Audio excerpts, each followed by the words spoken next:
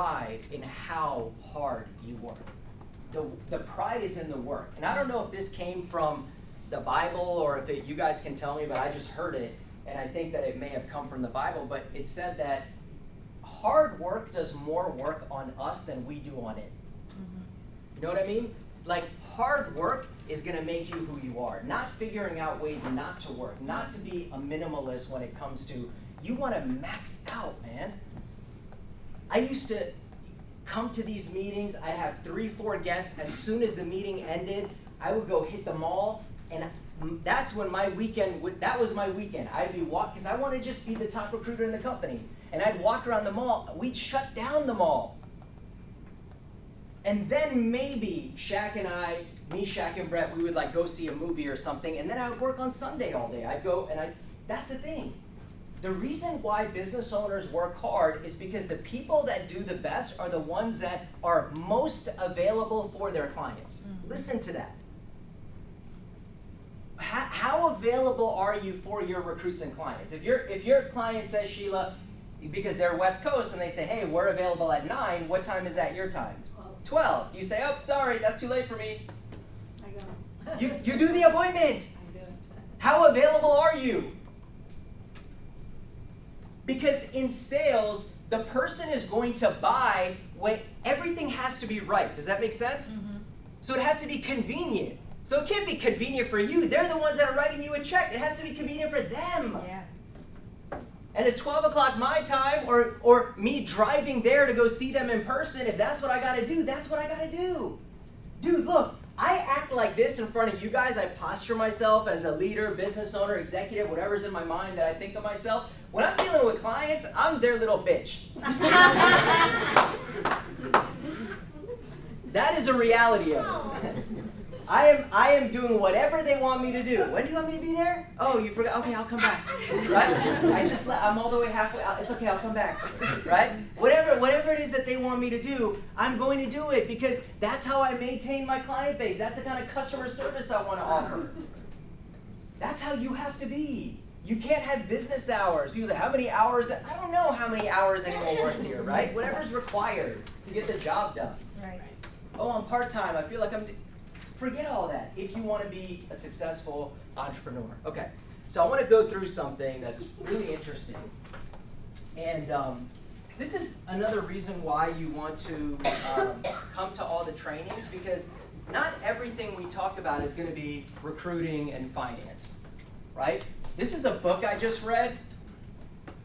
It's very good. Okay, it's called Cues. Small Signals, Incredible Impact, Master the Secret Language of Charismatic Communication. I think that my nonverbal communication is pretty good. I read the book and there's definitely a lot of things that I need to change. There's some people that I'm around where it's like, you should probably read the book. Because one thing at a very minimum, because I'm used to people watching you. That's the thing you have to understand, right? If I'm standing here, if I'm sitting down, I can't like make just like crazy gestures or crazy movements because people are watching me. People are watching my eyes. Where am I looking? Right? So some of you guys I see, girl walks by and you're like, what would happen? What would happen if I did that? I have to think about these things. Right? So that's the thing. That's when I know like someone is prepared to be a leader. They're prepared to be in that position, or they're not. They're just like a regular person. And it's okay. We all graduate from there. But we have to start to interpret. See, first you have to figure out the message that you're setting out to the world, and then when you get good, you can start to figure out the messages that people are giving you. But the first thing we have to do is we have to manage ourselves and our own actions. And by no means am I saying that I'm perfect, but one thing that I'm good at, I'm very good at just maintaining just very neutral positions in many things. I don't make like a ton of weird facial expression, my hands aren't going everywhere.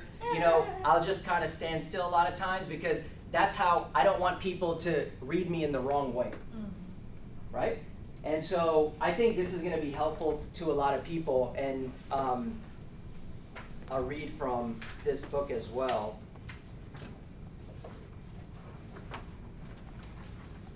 Okay. So let's start first. The words that they use here.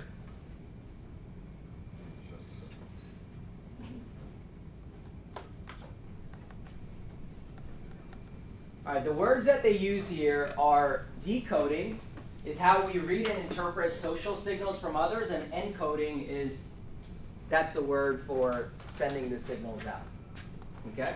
And it's good for you to learn this stuff. Lean like a leader. And so I thought about this with myself, and I do this a lot, and I notice people doing this. I just didn't know what it meant. Okay, so let me look around the room. See how Peter's sitting? Is he leaning back like this? Like I see some people sitting, or what's he doing? He's leaning forward. So that sends a signal to people. That could be when you're sitting one-on-one. That could be when you're Zoom. This movement activates a specific part of your brain that makes you feel more motivated. When we lean in, we feel more motivated. When we lean back, we feel less. And I've noticed that when I stand here in the front of the room and I'm watching people sit, I am watching how they're sitting. And I didn't know why, or why it pisses me off or makes me feel a certain way. Now I know. Because in their mind, they're not motivated. They're probably just waiting for the meeting to end.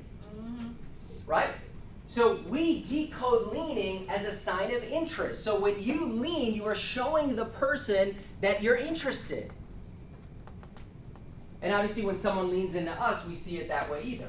People seen leaning in got much higher likability ratings, and you lean in to show emphasis and agreement.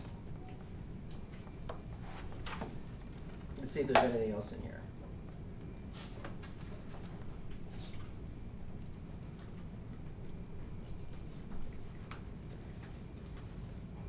So when do you lean? If someone is saying something I like that I think is important, I lean into them. If I'm saying something important, I lean in slightly. If I agree, so agreement, if I agree with what someone is saying, I always bold it with a lean. It's to demonstrate to that person that I'm so into what you're saying. So sometimes when someone's talking about something important, when they're expressing themselves, and you kind of lean in a little bit. One of the biggest misconceptions about leaning is that leaning back looks cool. Well, it literally is cool, as in cold. Leaning back or slouching is in the danger zone. Leaders make a point of leaning in. Just a little thing, right? That I do it. Maybe it was modeled to me by other people. I saw people like leaning forward and they're writing in their notebooks and stuff like that. And so I just unconsciously, subconsciously kind of took that on. But now I know it's a scientific thing. Open body, open mind. This is one I had to work on. A closed body signals a closed mind, and it inspires closed-mindedness in others. So what's closed? Like this. I do this. So what I'm signaling is that I'm not open, I'm closed. And as I go through these over the next several weeks, there's going to be many different things of how you show your hands, hiding your hands. I love putting my hands behind my back. I learned it from Shaq. Shaq learned it from his dad. Right? But it shows a little bit of a lack of trust to people. This is how our human brains are built, right? So open body, open mind. If you want to signal to someone to open up, then you need to have your hands out, nothing covering you. Have an open posture versus a closed posture.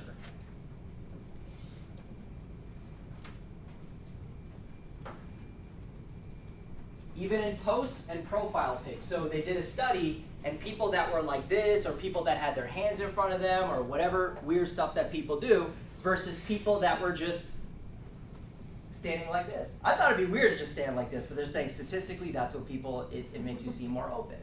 So just from a picture standpoint, it looks better when you do that.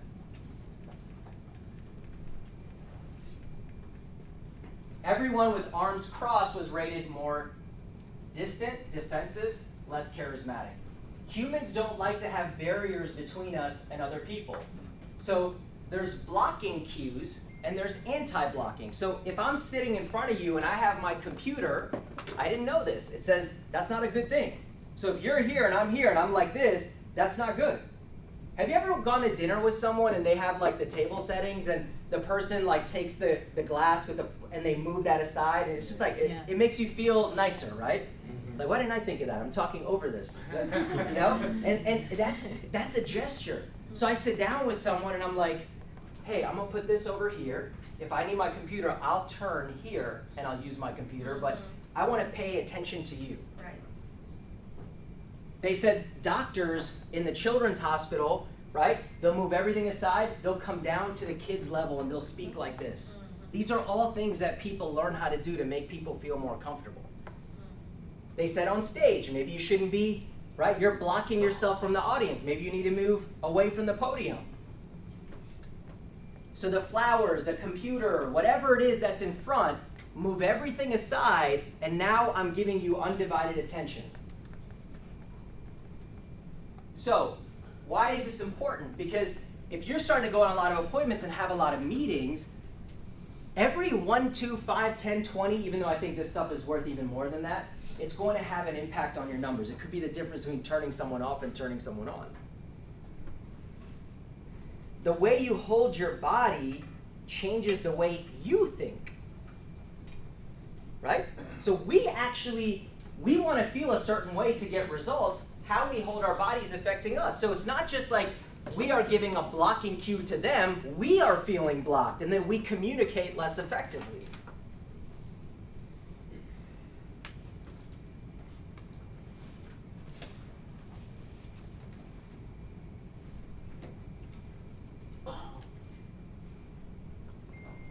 Front, forward. This is a big one.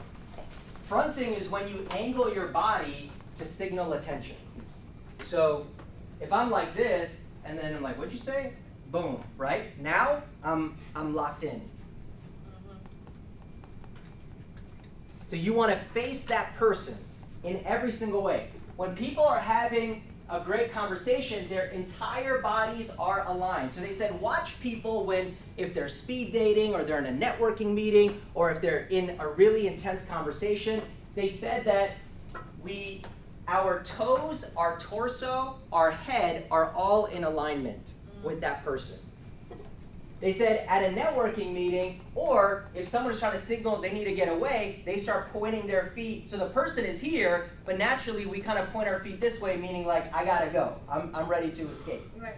So you don't want to have a conversation like this with someone because you're signaling you gotta go. If you're sitting down at a kitchen table, if you're sitting down at a meeting, you want to have everything aligned, and that shows the person. And so I've had interactions with like a couple kind of famous people, and I remember those interactions, and this is what they were really good at. They made me feel like they were really listening to me, and like I was the only person in the room, and it had a lasting impact on me, and that's why these people are where they are, because they're very, very good at that. Turning toward is tuning in, okay? They're saying that this is the easiest thing to master and it has the biggest payoff. One of the points up here is that when something catches our attention, first we kind of move like this, then we're like this, and then when we're really paying attention, our toes are also pointed in that direction as well. Right? We always turn our head, but is it really getting our attention? We're going to completely face that direction. Be smart with space. This is a good one, right? You can decode how someone feels about you based on how close they stand or sit. So you have to understand the rules when it comes to people's space. And people don't understand this, right? Because I go outside and it's like, you just recruited that person. How are you guys sharing the bench over there and sitting like this? That's weird, okay? You don't know each other like that. And I see people, right? And now maybe one person feels uncomfortable, they don't want to say anything, or I don't know what's going on. But it's important. The intimacy zone is 0 to 18 inches. Okay? So what does it say about that? We prefer to only have people we highly trust this close to us because it potentially makes our body vulnerable. When someone is in this space, they can reach out and touch us, kiss us, punch us, or take something from us. We often feel uneasy when someone accidentally enters our intimate zone. That's like when you turn around, the person's right there, and you're like, whoa, right? That's the intimate zone. Yeah. That's why. If I turned around and you're right there, it's all good. If you're right here on my grill, that's weird. Okay? Next, you have the personal zone. Okay? This is the most commonly used zone.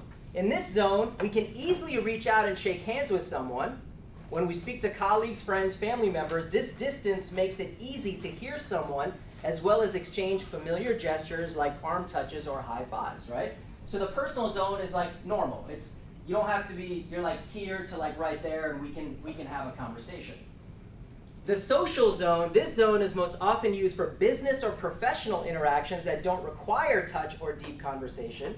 It is often used at parties when ordering at a bar or sitting around a conference table in a meeting. Okay, so that's 4 to 7 feet. The public zone. This zone gives us enough space to figure out someone's intentions before an approach. So someone in the public is like coming towards you, that makes you feel uncomfortable. It's like, dude, you're coming in my space. But if I see someone at the grocery store and I just like randomly saw them somewhere else and I'm like, you know, like you can be 15 feet away. No need to come closer. I'm like, yeah, I see you. Yeah. That's how it is. So you don't want to violate that. They said you can tell where you are with people, and if you just kind of plant yourself and then you see how close someone comes, you can kind of gauge how they feel about you.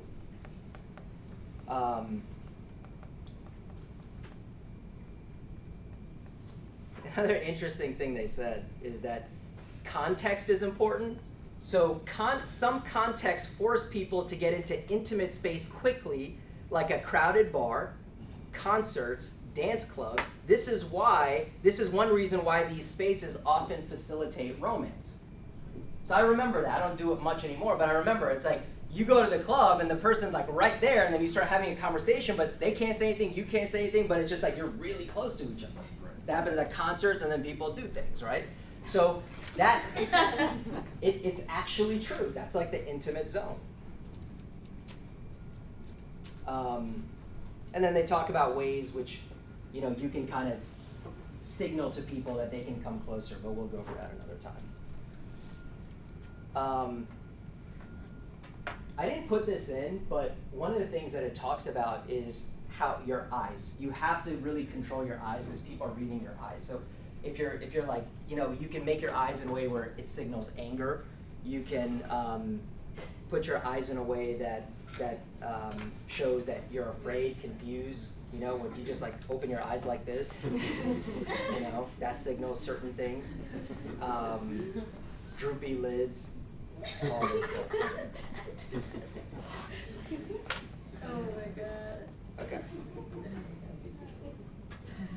So someone told me this a long time ago. I thought it was stupid, but the head tilt is actually a thing. So people who tilt their head during a conversation immediately increase their likability and their wow factor. So I guess like when you're talking and then I probably do it too naturally, but the head tilt is something.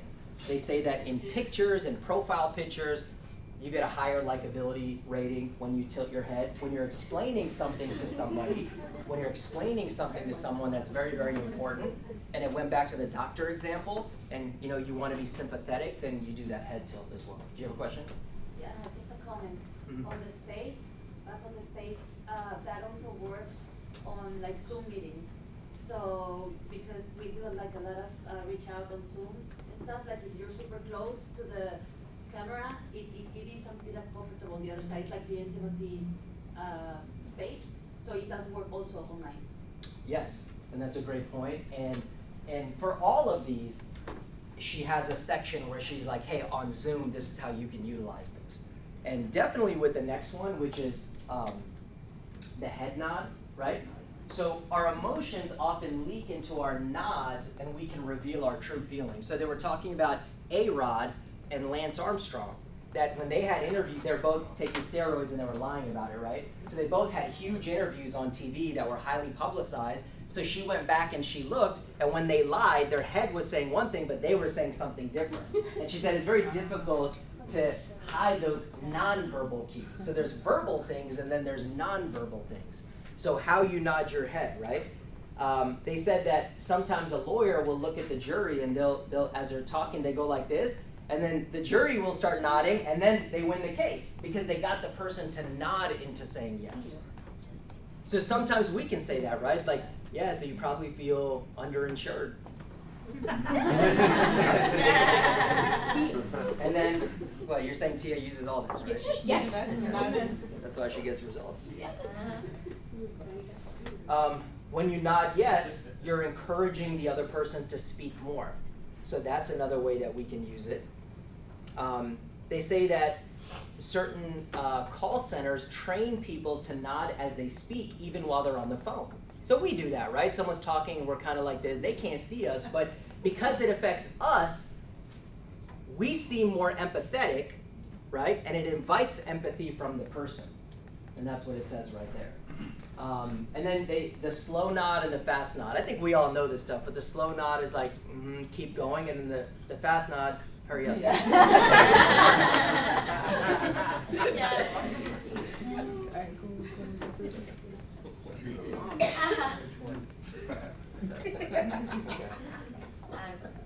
So the eyebrow raise, signal we want to see more, right? So someone's showing you something, and then you're like, right? That means you want to see more. It's a positive social cue. So when you use it, it's a good thing. When we're seeking confirmation.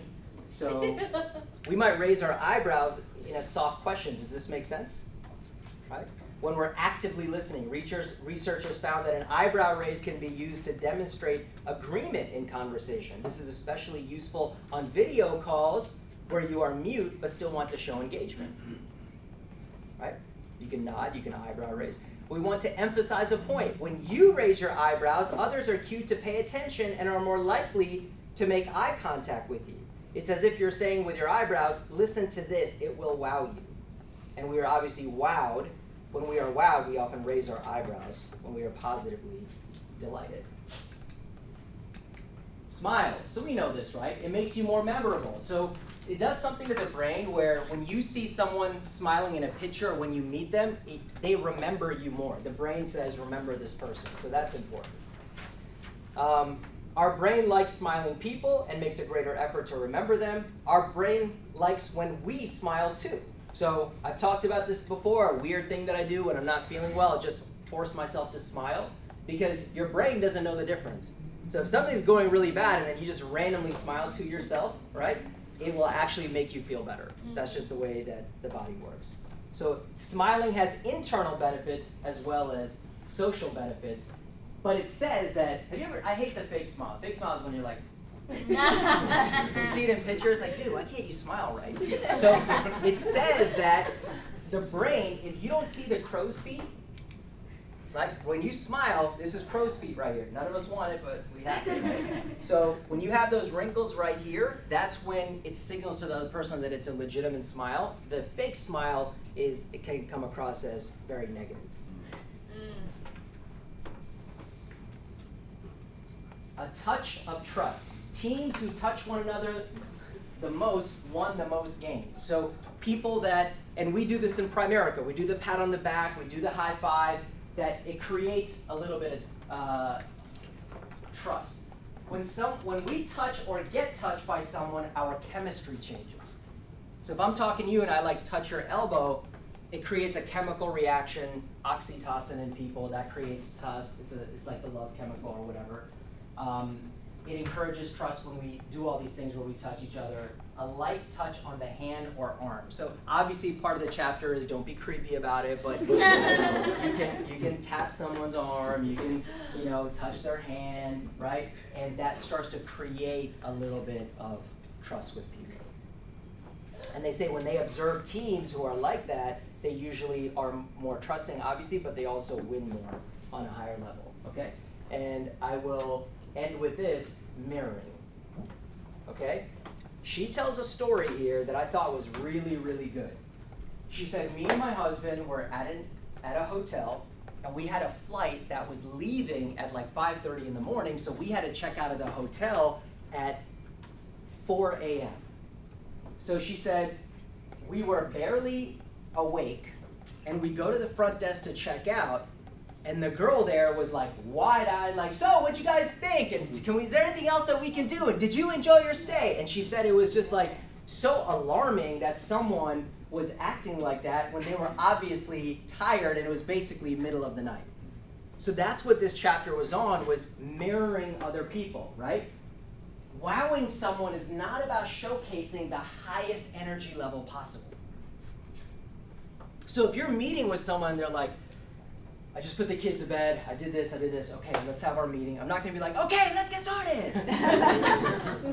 Say, okay, hey, I'm gonna make this really quick. I can smile, I'm gonna lower my tone, I can still have energy, but I'm transferring it in a different way versus vocally and inflection. It's a nonverbal, I'm happy, I'm excited, and I'm understanding, right? Go to their level instead of forcing them to come to yours. Now, this is not like someone's being negative, so you go to their level, be negative. That's not what we're saying. We're just talking about their verbal cues, nonverbal, right, and your nonverbal cues. Warmth is about making someone feel welcome. So when you do that, people view you as more warm, more competent, and more trusting. So you want to match that.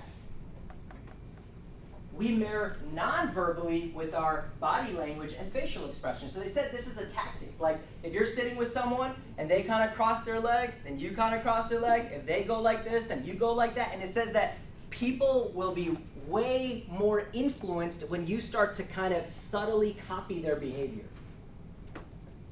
You can copy their voice. It says you can copy their vocabulary. So if someone says soda pop, then you start saying soda pop in relation to whatever they're talking about. Match the language because it increases the likability.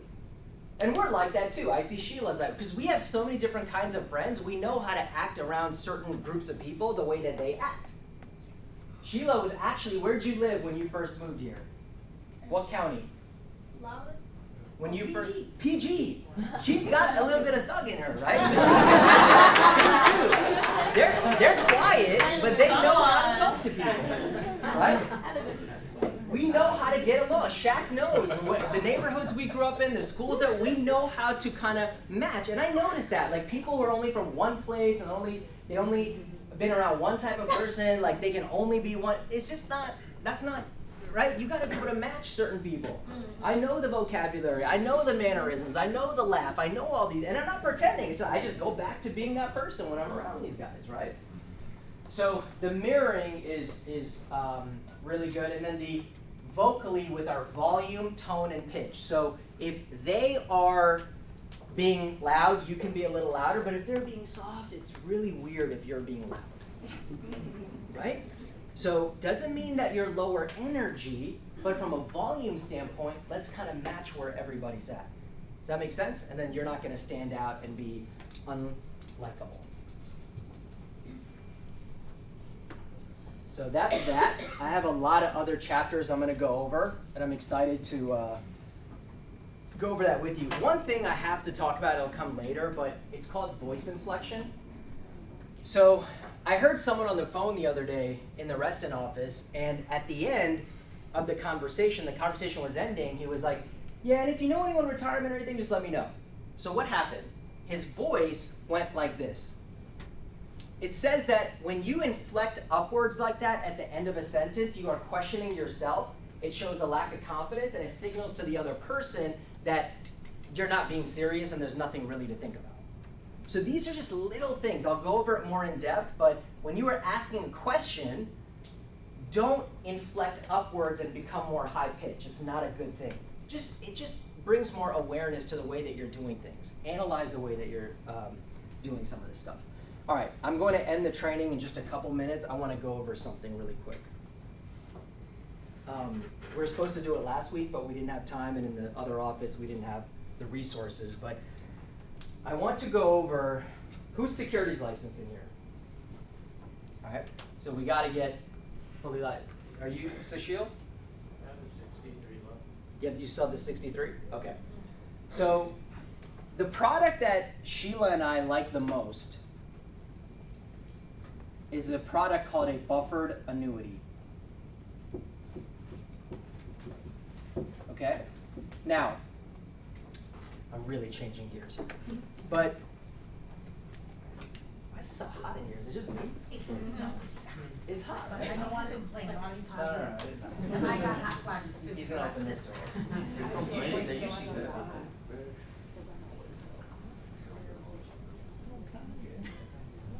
I want to be part of the positive.